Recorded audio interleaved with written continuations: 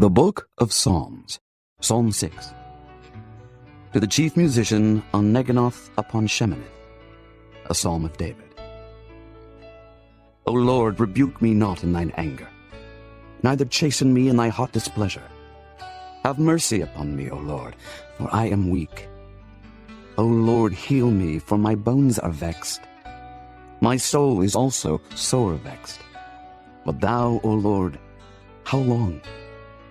Return, O Lord, deliver my soul. O save me for thy mercy's sake. For in death there is no remembrance of thee. In the grave who shall give thee thanks?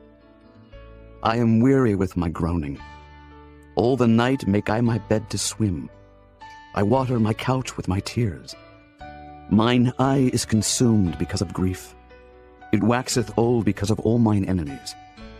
Depart from me, all ye workers of iniquity. For the Lord hath heard the voice of my weeping. The Lord hath heard my supplication. The Lord will receive my prayer. Let all mine enemies be ashamed and sore vexed. Let them return and be ashamed suddenly.